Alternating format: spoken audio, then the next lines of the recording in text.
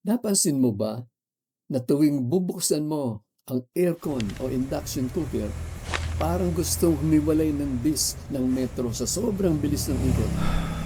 Gusto mo bang malaman kung magkano sa piso kada oras ang eksaktong idinadagdag niyan sa bill?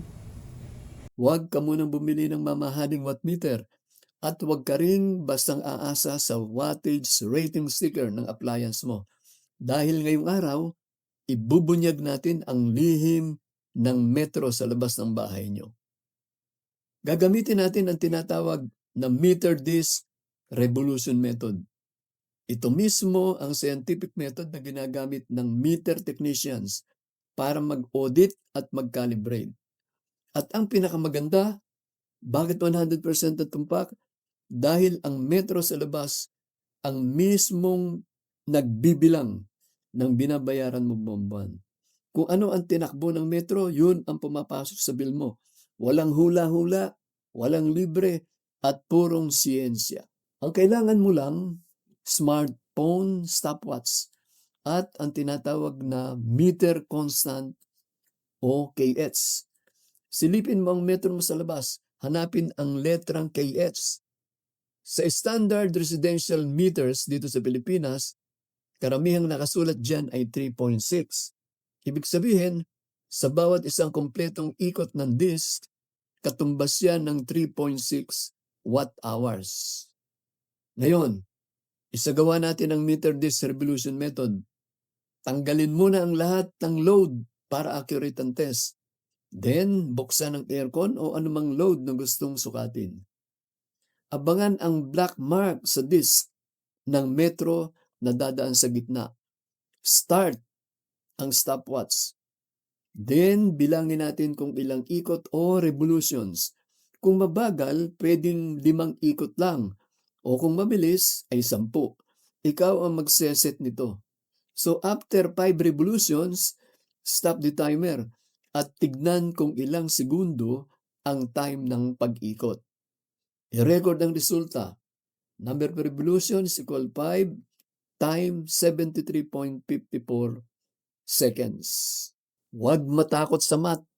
Madali lang ang computation. Ang formula ng meter disk revolution method ay power in watts equals 3,600 multiplied by kh multiplied by number of revolutions divided by time in seconds. So, substitute natin yung ating mga nakuhang values. Power equals 3,600 multiplied by 3.6 multiplied by 5 revolutions divided by 73.54 seconds.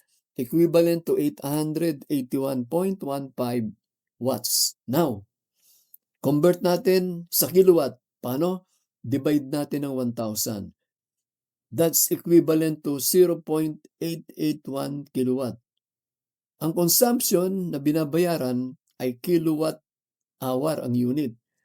Kaya i-multiply natin ang 0.881 kilowatt kung ilang oras nating ginagamit ang aircon sa isang araw. Kung halimbawa 8 hours nating ginagamit, multiply natin ang 0.881 by 8, that will be 7.048 kilowatt hour.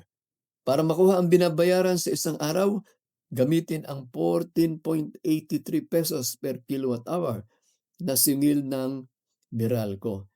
So, 7.048 multiplied by 14.83 equals 104.52.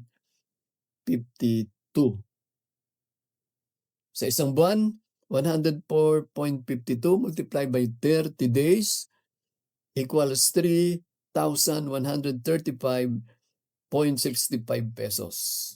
So, napakadali, hindi ba? Ngayon, easy ka lang. Bibigyan kita ng shortcut na formula. Ang kailangan mo lang ay ang number of revolutions at time in seconds. Ang formula ay power kilowatt equals 12.96 multiplied by number of revolutions divided by time in seconds. Ilagay mo lang gaano katagal gamitin per day. Multiply by 30 days para sa konsumo sa isang buwan, then multiply by 14.84 pesos per kilowatt hour. At tandaan, hindi lang ito para sa aircon ha. Pwedeng-pwede mo rin subukan ang meter disk revolution method sa iyong induction cooker, shower heater, o kahit anong paborito mong gamitin sa bahay.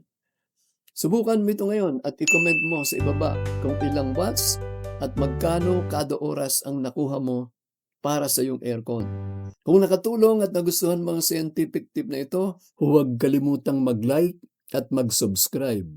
Salamat at kita-kits sa susunod na vlog.